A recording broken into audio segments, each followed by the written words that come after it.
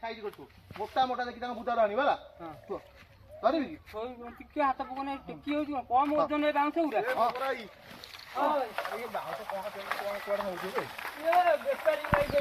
ବେପାରୀ କିଏ ଭଗିଆ ତୁ ବେପାରୀ ତୁ ନଉଛୁ ବାଉଁଶ 4-5 10 ନିବ ଏଇ ଯୋଉ ବାଉଁଶ ଦେଖୁଛ 100 ଟଙ୍କା ଲେଖା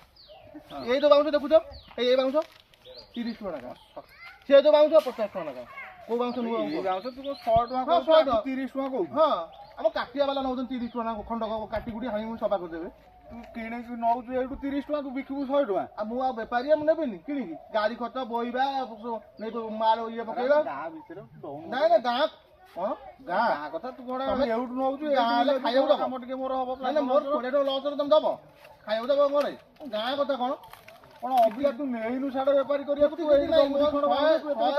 ପଇସା କମିଲେ ବି ମୁଁ ବାଉଁଶ ଦେବିନି ସବୁ ଉଠେଇ ନେଇଯିବି ସାଙ୍ଗେ ସାଙ୍ଗେ କିଣିଲୁ କେତେ ନା ଉଠିଲେ କାଟୁ ଯୋଉ ଆଙ୍କଠୁ 40 କଣ 40 ଟଙ୍କାରେ ନେଇକି ମତେ 100 ଟଙ୍କା କହୁଛୁ ଏଇଟା କଣ ଭଲ କଥା 40 ଟଙ୍କା ସବୁଥିରେ ଟାଉଟରି କଣ କରୁଛୁ କିଛି ନାହିଁ ବାଉଁଶ 40 ଟଙ୍କାରେ ଉଠେଇକି ତମେ କାଇଁ କହୁଛ ଚଡି କଥାଟା କରୁଛ ତମେ କାମ କରିବା କାମ କରିବ ତମ ପଇସା ଢିଲେ ରଖୁଛି ତମେ ଖାଇବାକୁ ଦେଇନି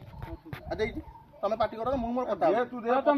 ନାଇଁ ନାଇଁ 100 ପଇସା କମିଲେ ମୁଁ ଦେବିନି ମୋର ସବୁ ଉଠେଇ ନେଇଯିବି ତମେ ତ ନବା କଥା ନିଅ ନହେଲେ ଯା ଟାଉଟର କରିକି ଏମିତି ପଇସା ଖାଇବୁ ମୁଁ ଖାଏ ମୁଁ ଏବେ ତମକୁ 20 ଟଙ୍କା କାଟିକି ଦେଇଦେଲି ତମ ଘରେ ଚଳେଇବ ହାଣି ଦେବି କଟୁରି ତତେ ଏତେ ଟାଉଟର କଲେ ହାଣି ଦେବି କଟୁରି ବାଉଁଶ ମୁଁ ରଖିଲି ନାଇଁ ସେ ବାଉଁଶ ଦିଆହବନି ତତେ ହଣା ହବ କାଇଁ ବାଉଁଶ ଦିଆହବନି ମନକୁ ବାଉଁଶ 20 ଟଙ୍କା ଦେଇକି ସବୁ ଜାଗା ନବୁ କିଏ 20 ଟଙ୍କା ଦେଇକି ଟୋଟାଲ ବାଉଁଶ ପଇସା ଦେବି ନେଇକି ତମେ ଯାଅ ଏଇଠୁ ନବୁ ଆଉ ନେଇପାରୁନୁ ଗାଁ ବାଲା ସବୁଆଡେ ଗାଁ ବାଲା କଣ କରିବେ ମୁଁ ବାଉଁଶ ନେବି ଗାଁ ବାଲା କଣ କରିବେ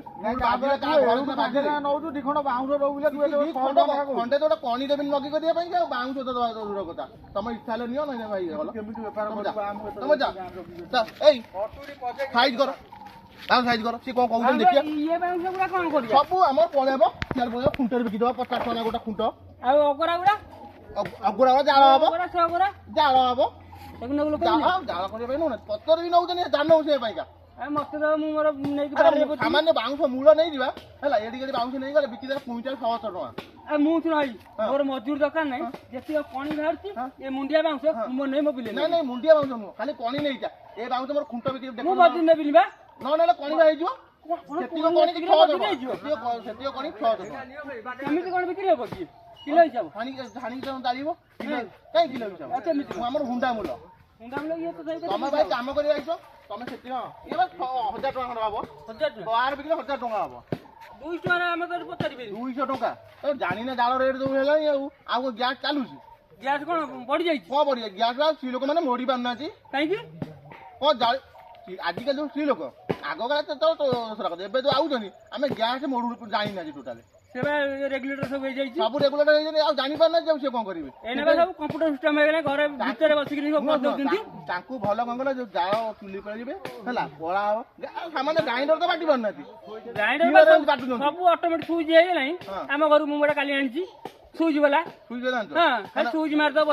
ମୋଡିଆ ପଡିବ ନା ନା ଆଉ ସେ ସିଷ୍ଟମ ନାହିଁ ତୁ ଗୋଟେ କାମ ଯୁଗ ଡିଜିଟାଲ ଯୁଗ ହେଇଗଲା ବାଉଁଶ କହୁଛୁ ଅଗରା ନେଇଯିବୁ ଆଉ ମୂଳିଆ ବାଉଁଶ ନାହିଁ ଶୁଖିଲା ମୂଳିଆ ନେଇଯିବୁ ଜାଳ ପାଇଁକା ନା ନା ଜାଳ ନୁହଁ ମୁଁ ଆକୁ ନେଇଯିବି ମୋ ବିଲରେ ଖୁଣ୍ଟରେ ପୋତିବି ଆକୁ ଖୁଣ୍ଟ ପୋତିବୁ ଆଉ ତାହେଲେ ଆଉ ମୋର ମଜୁରୀ ଦରକାର ନାହିଁ ଏ ବାଉଁଶ ମୁଁ ଦେଖ ଜଣା ବିକ୍ରି ତମେ ତାକୁ ବିକିଦିଅ ମୋର ତୁ କର ତୁ ଖାଇବା କଣ ଖାଇବୁ ଖାଇବି ଟିକେ ଯୋଉ ଛତୁ ଆଣିବ ଆଉ ସାଧା ଆଜି ତ ଆଣିଛି ଜାଣିବ କାମ କରିବା ନା କଣ ଏଠି କଣ ପାଇଁ ଆଇଛୁ କୁଣିଆ ଦେଖିବାକୁ ଆଇଛୁ ନା ନାଇଁ ଛତୁ ଟିକେ ନେଇ ଆସେ ମୁଁ ତ ଆଇଁଷ ଖାଉନି ଛାଡି ଦେଇଛି ଆଉ ନା ତୁ ଏଠି ଆଇଛୁ ବାଉଁଶ ଆଣିବାକୁ କାମକୁ ଆଇଛୁ ନା କୁଣିଆ ଦେଖିବାକୁ ଆଇଛୁ କା ବାହାଘର ଆଉ କଣ ଭାତ ଡାଲି ଆଉ ଗୋଟେ ଖାଇବି ନା କଣ ହୋଟେଲ ଆଣିବ ଏଇ ବରା ନେଇଯାଉଛି ଯୋଉ ଏଠୁ କଣ ବରା କଣ ଦିନ 12ଟା ବାଜି ନାହିଁ ବରା ଖାଇବି ଟୁଗୁଲା ଯୋଉ ଛକରେ ଟୁଗୁଲା ଚା ଦୋକାନ କରିନି ତାର ବରା ଆଉ ଲଙ୍କା ପିଆଜ ଖଣ୍ଡ ନେଇଯାଉଛି ସେ ମୁଁ ଖାଇବି ନା କାମ କରିବି ଘରକୁ ପଳେଇବି କାମ କର ମୁଁ ସାଇଜ କରିଛି ତମେ ଆସ ହଁ ବରା ଫବରା ଥୋଉଛି